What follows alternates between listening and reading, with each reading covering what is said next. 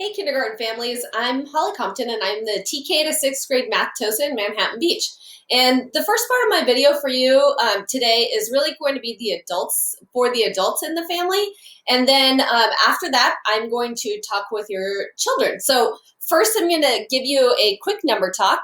And number talks are all mental math strategies. So we're going to want our kids to try out doing these number talks in their mind. So no paper or pencil. So the first thing I'm going to ask them to solve is, what is 10 minus 5? Now, you might still see kids using fingers. That's okay. We'll let them use their fingers because those are like man-made tools, right? So 10 minus 5, they might go like this and go, oh, I have 5 left. Or they might just already know 10 minus 5 is 5. Okay, so we're going to build off of that one that they probably already know. Okay, so then we're going to move on to 11 minus 5.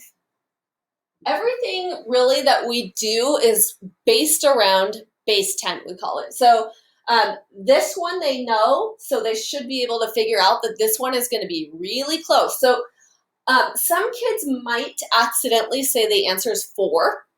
And the reason they might do that is because they see there's one more and then they take off one more from right here and they put 4. Instead, we know we start with 11 and we're still taking off 5. So we know instead of one less, we're going to have one more at the end because this is one more here. So the answer will be one more here. So the answer will be 6. All right, and then our next one is going to be 12 minus 5, the same thing. So now we don't have 12 fingers that we can put up, so it gets a little bit harder. So we're crossing that 10 mark. So it's going to be increasing in difficulty, but hopefully if they remember this one, 10 minus 5 is 5, then they'll know that 12 minus 5 is going to be one more than this one. So the answer must be 7. Or they might think about it as putting these two together. And they'll say, oh, well, if I know 10 minus 5 is 5, 12 minus 5 will have to be 2 more than that one. Okay, so we're really guiding kids in their thoughts and allowing them to think about the relationship between 10 and whatever number we're working on, in this case, 12 minus 5. Okay, so in the story that we have today, it's going to be about chocolate eggs. Hunter found some chocolate eggs in his backyard. He ate some of his chocolate eggs. How many did he have left? Okay, here's something really important, families. We don't tell our children ever what kind of story problem it is. So we don't look at this and say, okay, kids, this is a subtraction problem. What we want the kids to do is first make sense of the problem. So they're thinking in their head, okay, Hunter found, I'm going to give us a choice. So we'll do 12 chocolate eggs in his backyard. He ate 7 of his chocolate eggs. Now, kids can actually imagine that happening. So I started with 12, I ate 7. And the process of eating something is subtracting. So kids don't need to be told it's a subtraction problem because they can act it out. So 12, take away 7, how many did he have left? So they'll probably draw out 12 eggs, they'll slash off 7 of them, or they'll do something like 12 minus 2 is 10, and then I have to take off 5 more, and that would leave me with my answer, right? So really let your kid think about how they would approach this problem and don't tell them what to do. See what they do instead. All right, it's time to go get those kids. See you in a minute. Hey kids, it's Mrs. Compton, and we are going to do a number talk today. All right, are you guys ready for it? Remember, number talks happen right here in our heads, so no pencils, no papers. Okay, so here we go. Our first one is 10 minus 5. All right, so give yourself a moment to think. What do you think the answer would be? We can go like this with our heart signs, and you can show me, ooh, I have one way of solving. I have another way. I found an even better way of solving. Okay, so take a moment. 10 minus 5. All All right, are you ready? On the count of 3, everybody tell me. 1, 2, 3, tell me. Did you say 5? 10 minus 5 is 5. And I bet you know that already because I bet you know about your fingers, right? So I bet you know 1, 2, 3, 4, 5. 1, 2, 3, 4, 5. That makes 10. And if we take off 5, boom, 5 are left, right? So 10 minus 5 is 5. All right, are you guys ready for the next one? See what you think. Here it goes. 11 minus 5.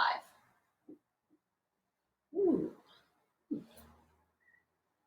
do you think? Show me on your heart signs. Show me how many ways you can figure this out.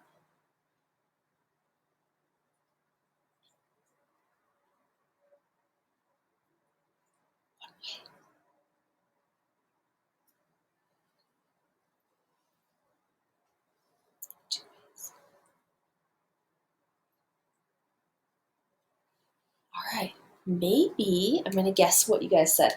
I'm going to guess you thought the answer was 6. And I'm going to guess your strategy, and you can tell me if I got it right in the comments. Okay, so 11 minus 5 is 6, and I bet you were using this information to help you. Remember when we had 10 fingers up? Let me just erase that. Let's see. 1, 2, 3, 4, 5. Okay, so that was 10, and we would have to just add it like a thumb over here to make it 11. But if you crossed out the 5 fingers again, you would have, let's cross out this hand this time. You would have 6 fingers left. All right, so 11 minus 5 is 6. I'm gonna guess maybe some of you used a 120 chart. Maybe you have one of these at home. Ask your mom and dad to print you up one if you haven't printed one up yet. They're really great tools to use, right? So maybe you started at the 11 and you hopped back 5 in your mind, right? So 11 and then you take off 5. 1, 2, 3, 4, 5. And you ended at the number 6. Yeah. Okay, are you ready? We have one more before we get to our story. Here it comes. It is 12 minus 5. 12 minus 5. Okay, get your thoughts going. I have one way, I have 2 ways.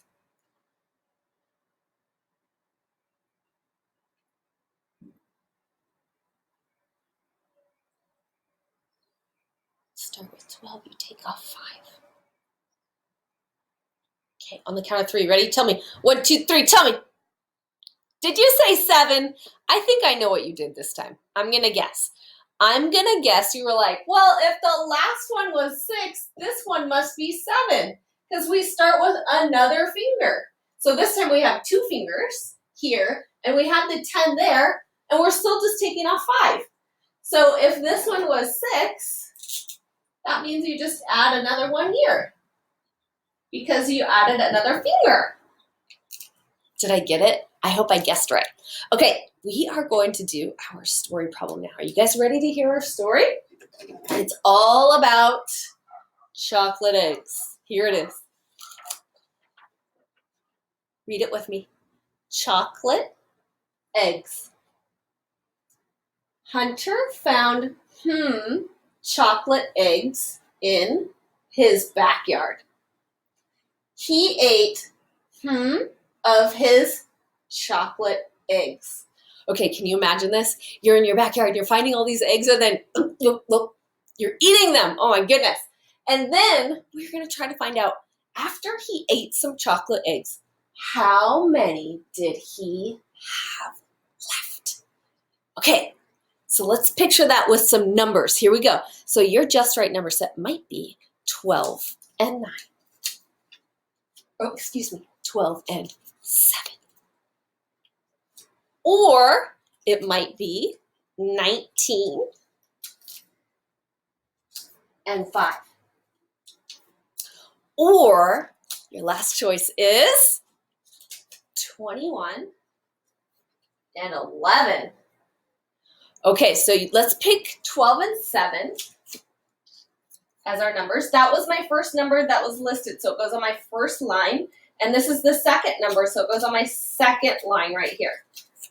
So Hunter found 12 chocolate eggs in his backyard. So we know for sure Hunter found 12 eggs. And we know for sure that Hunter has a sweet tooth because he ate 7 eggs. He ate 7 of those chocolate eggs. And we're trying to find out how many Hunter has left. Okay, are you ready to go solve this story problem? You need to check in with your teacher and see how she wants you to turn it into her. So, can't wait to see what you did. All right, ready? Go!